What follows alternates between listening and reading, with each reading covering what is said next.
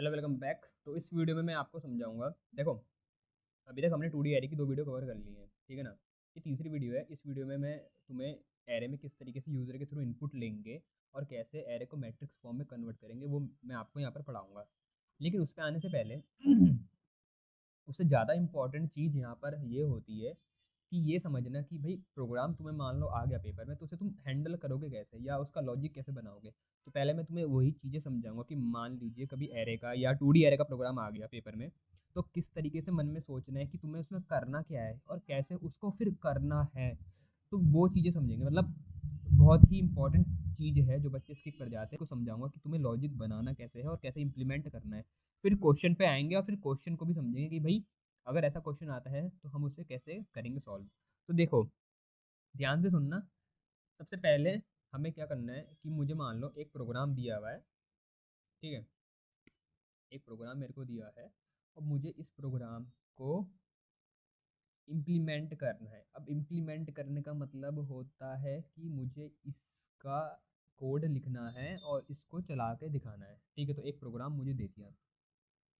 ये मान के चलो कि पेपर की बात कर रहा हूँ मैं, क्योंकि पेपर में कभी कभी कुछ ऐसे क्वेश्चन भी आ जाते हैं जो कि बिल्कुल नए होते हैं, ठीक है। तो तुम्हें वो सॉल्व करने के लिए भी अंदर से पहले से प्रिपेयर होना चाहिए। तो मान लो कोई ऐसा प्रोग्राम मुझे दे दिया, तो सबसे पहले मैं क्या करूँगा, जब भी क्वेश्चन पढ़ूंगा तो मुझे पहले उस प्रोग्राम को, उस जो क्वेश्चन मुझे दिया है उसे ब्रेक डाउन करना है, ठीक है। Break down question into small parts. अब इसका मतलब क्या है कि break down question into small parts, मतलब इसका कहने का मतलब क्या है। इसका मतलब ये है कि जैसे मुझे जो भी क्वेश्चन मिला है, मुझे जो भी प्रोग्राम दिया है क्वेश्चन करने को, पहले उसमें ये समझेंगे कि हमें एक्चुअल में इम्प्लीमेंट करना क्या है। अब तुमको अगर मैं किसी एग्जांपल से समझाऊँ, तो जैसे मान लो मुझे प्रोग्राम दिया है कि write a program to input, write a program to input elements in 2D array of size, मान लीजिए बोला है 4x3, ये उसका साइज है। और बोला है इसमें एलिमेंट तुम्हें इनपुट में देने हैं, ठीक है।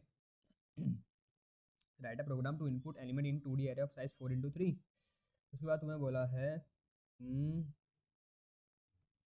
Print the array in matrix form. Matrix form, ठीक है। तो मैट्रिक्स फॉर्म में तुम्हें प्रिंट भी करना है, ये तुम्हें बोला गया है। अब देखो, जब ये क्वेश्चन आता है पेपर में, तो इसको एक क्वेश्चन की तरह मत देखना। इसको ऐसे देखना कि तुम्हें बोला है कि एक प्रोग्राम बनाओ जिसमें तुम्हें एलिमेंट लेने 2D एरे में। तो मुझे पहली चीज़ जो पता चली, इसको जब मैंने ब्रेक डाउन किया, ब्रेकिंग इनटू स्मॉल पार्ट्स। अब जो मैं तुम्हें बता रहा हूँ ना कि ब्रेकिंग इनटू स्मॉल पार्ट, इसको तुम ऐसे भी समझ लो कि हमें मतलब किस तरीके से इम्प्लीमेंट करना है। या इसको जो हम ये बता रहा हूँ इसका मतलब होगा कि हाउ टू इम्प्लीमेंट, या इसको लिख दो लॉजिक मेकिंग, ठीक है। यहाँ पर हम लॉजिक सोचते हैं कि भाई कि हमें करना क्या है, ठीक है। मतलब हम करेंगे तो लिखेंगे कैसे, मतलब शुरुआत कैसे करें, तो हम उसको वही समझ रहे हैं। तो पहली चीज़ तो यहाँ थी कि इसको छोटे पार्ट में तोड़ेंगे। तो तोड़ा तो एक चीज़ तो दिखी कि मेरे को एक 2D एरे का क्या करना है, 2D एरे डिक्लेयर करना पड़ेगा। पहली चीज़ तो मेरे खोपड़ी में जो घुसी वो ये है, मुझे ये समझ में आया। चलिए बहुत बढ़िया। 2D एरे डिक्लेयर करेंगे, उसके बाद इतना समझ में आया। तो इतने से काम तो बनने वाला है नहीं, क्योंकि 2D एरे डिक्लेयर करने के साथ साथ मुझे और भी कुछ काम करने हैं। क्या, मुझे उसमें एरे जो है मेरा, उसमें क्या करना है, एलिमेंट लेने हैं। तो देखो, अब जब 2D एरे बना दिया, चलिए यहाँ तक तो बात समझ में आती है। लेकिन 2D एरे बनाने के बाद डिक्लेयर करा, तो उसमें तुम एलिमेंट लोगे ना। तो यहाँ पर दूसरा स्टेप है जो हमें करना कि लेंगे taking elements as input from user, या तुम कह लो कि टेकिंग यूज़र इनपुट, ठीक है ना।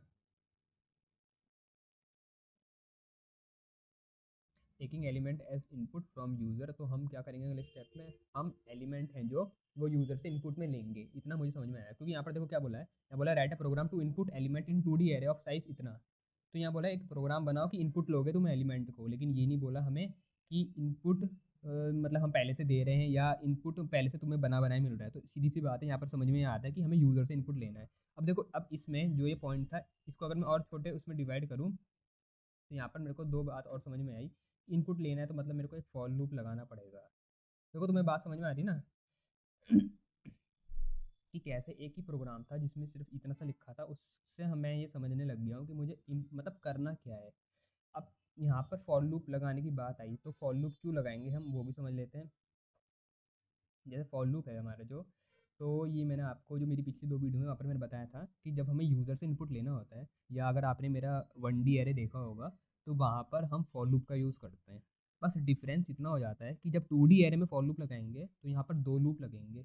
2 लूप क्यों लगेंगे? क्योंकि कॉमन सी बात है, जो मेरा एरे है ये 2 डायमेंशनल एरे है, इसमें रो भी है कॉलम भी है, इसलिए हमें यहाँ पर 2 लूप लगाएंगे। तो इतना मुझे समझ में आया कि भाई एलिमेंट अगर मुझे इनपुट में लेने हैं यूज़र से, तो मुझे फॉर लूप लगाना पड़ेगा। फॉर लूप में 2 लूप लगेंगे, और यहाँ पर स्कैनर क्लास के मुझे इनपुट वाले फंक्शन का भी यूज़ करना पड़ेगा जो क्या है, नेक्स्ट इंट। ठीक है, यहाँ पर क्वेश्चन में मेंशन कर देंगे, मतलब वो करा हुआ आएगा आपके पास कि एक जो हम इनपुट ले रहे हैं साइज़ इतना ऑफ इंट टाइप, ठीक है ना, क्योंकि वो तो तुम्हें बताएंगे कि किस टाइप का तुम्हारा एरे होगा, ठीक है ना। तो यहाँ पर इस तरीके से होगा question, write a program to input element in 2D array of size इतना ऑफ इंट टाइप, या जो भी टाइप का होगा, या फ्लोट टाइप, क्योंकि वो टाइप तो बताएंगे हमें, तभी हम उसमें इनपुट कर पाएंगे ना। तो नेक्स्ट इतना भी समझ में आया कि भाई जो नेक्स्ट इंट है उस वाले फंक्शन का यूज़ होगा। ऐसे अगर फ्लोट होता तो नेक्स्ट फ्लोट, मतलब वो तो डिपेंड करता है कि किस टाइप का हमारा एरे है। मतलब मैं ये बता रहा हूँ, बस तुम्हें ये समझा रहा हूँ कि इस तरीके से अपने मन में पहले तुम स्टेप बना लेना, या पेंसिल से तुम सोच लेना कि करना क्या है। ठीक है जी, तो इनपुट लेने के बाद अभी ये भी मैंने ऊपर ऊपर से मतलब एक मोटा मोटा बताया है। अभी जब अंदर लूप लगाएंगे तो कहाँ से कितना चलेगा लूप, वो सब तो अभी डिस्कस नहीं किया है, वो तो सीधा जब कोड बनेंगे उतना है। पर ये सिर्फ मेन जो ऊपर ऊपर से तुम्हें सोचना होता है, क्योंकि पेपर में ये तो तुम अपने लिए सोच रहे हो ना, तो ऐसा तो है नहीं कि इसके कोई मार्क्स मिलेंगे, तो इसलिए इसको तो फटाफट 1-2 मिनट के अंदर बना के तुम सोच सकते हो क्या करना है। यहाँ पर ज़्यादा डिटेल में तुम्हें जाना भी नहीं, तो क्योंकि मेन तो वहाँ प्रोग्राम है जो हमें करना है, तो पर मतलब तुम इससे एक आइडिया मिल जाएगा, ताकि तुम कोई स्टेप गलत ना करो या कुछ छूटे ना।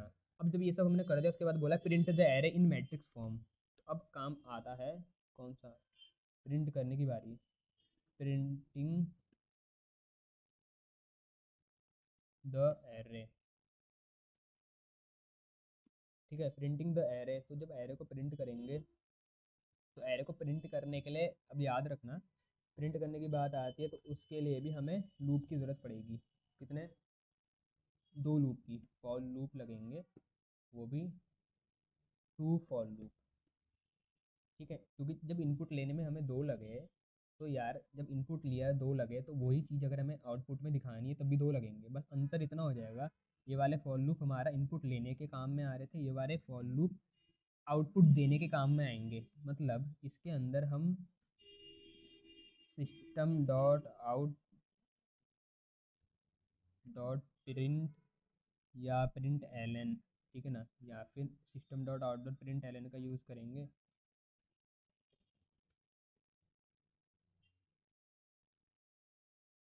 ठीक है और जो पहला वाला था उसमें हम इसका यूज़ नहीं करने वाले, वहाँ पर हम क्या यूज़ करेंगे, वहाँ पर हम यूज़ करेंगे एरे के नेम का और इंडेक्स का, मतलब क्योंकि हमें इनपुट उनमें डलवाना है। तो पहले मुझे ये बताओ, यहाँ तक तुम्हें समझ में आया है ना? ये बहुत इंपॉर्टेंट है भाई, अगर ये तुम्हें आ गया ना तो तुम मतलब अब तुम्हारा तो आधा काम वहीं आसान हो जाएगा। ठीक है, अब ये करने के बाद, अब ये काम हो गया, अब एक और चीज़ आती है तीसरी चीज़ आएगी हमारी कि अब हमें अपना जो ये है, जो हमने सोचा है इसको इम्प्लीमेंट करना है। ठीक है, जो तुमने सोचा है, जो मैंने तुम्हें दिखाया बना करके, इसे इम्प्लीमेंट करना है। तो इम्प्लीमेंट कैसे करोगे, तो implementing the logic using Java, वो तो कॉमन सी बात है, सिलेबस में जावा ही है तो भाई जावा का यूज़ करेंगे। पर मैं ये बता रहा हूँ तुम्हें कि तुम जैसे क्वेश्चन आता है उस, ये इंपॉर्टेंट स्टेप है जो बीच का ये हमने बनाया, ठीक है ना, ये बहुत इंपॉर्टेंट है। तुमने उस क्वेश्चन को पढ़ के ये बनाया, ये बनाने के बाद उसके बाद जब ये बन जाएगा तभी तुम उसको इम्प्लीमेंट कर पाओगे, implementing the logic using Java, या तुम इसको जावा के कोड में कन्वर्ट कर पाओगे। तो ये समझ में आया, ये बहुत इंपॉर्टेंट चीज़ है जो मैंने कवर करी है, बहुत टीचर स्किप कर देते हैं, और ये चीज़ अगर तुम्हें पता रहेगी तो तुम ये है कि कोई भी गलती नहीं करोगे अपना प्रोग्राम बनाते हुए। अब देखो, जो मैंने तुम्हें ये समझाया ना, अब मैंने यहाँ पर तुम्हें ये इंपॉर्टेंट बात बताने के साथ साथ एक और इम्पॉर्टेंट चीज़ बता दी, क्या कि अगर ऐसा कोई क्वेश्चन आता है तुम्हारे पास, क्योंकि इस टाइप का पक्का है चांस आने के, कि तुम्हें एक एरे मिलेगा, उससे तुम इनपुट करो एलिमेंट यूज़र से और फिर उसको तुम मैट्रिक्स फॉर्म में डिस्प्ले करो, तो उसमें ये वाला लॉजिक हमारा लगने वाला है। तुम्हें समझ में आया था ना? तो अगर इतना समझ में आ गया तो बहुत अच्छी बात है। अगली वीडियो लेकर के आ रहा हूँ, उसमें मैं तुम्हें वो प्रोग्राम, पूरा वही प्रोग्राम बताऊंगा, ठीक है ना? पहले तो उसका लॉजिक समझाऊंगा कोड लिख करके, फिर उसे तुम्हें चला करके भी दिखाऊंगा, ठीक है? ठीक है। तो इस वीडियो में इतना ही था। वीडियो अच्छी लगी तो लाइक कर देना, चैनल को सब्सक्राइब भी कर लेना और अपने दोस्तों के साथ शेयर भी कर देना। देखो, पिछली वीडियो नहीं देखी है तो भाई उनको देख लेना, मैंने हर चीज़ की प्लेलिस्ट बना रखी है, हर चीज़ की, तुम्हारे इंपॉर्टेंट प्रोग्राम से लेकर के 1D array, 2D array, string के क्वेश्चन, प्रीवियस ईयर के क्वेश्चन, बहुत सारे स्पेसिफिक पेपर, पिछले साल का था, उससे पिछले साल का, उन सबको मैंने सॉल्व कर रखा है। उनको नहीं देखा है तो देख लो। बहुत सारे क्वेश्चन हैं जिन जो बच्चों के पेपर में पहले से आ चुके हैं, मेरे को बच्चों ने बोला भी है कि ये वाला मेरे पेपर में आ चुका है या उनके प्री बोर्ड में रिपीट हुआ है, तो उनको कर लोगे तो तुम्हारा बहुत अच्छी प्रैक्टिस हो जाएगी, उनको देख लेना, ठीक है? तो इस वीडियो में इतना ही, फिर मिलता हूँ अगली वीडियो में। Thanks for watching.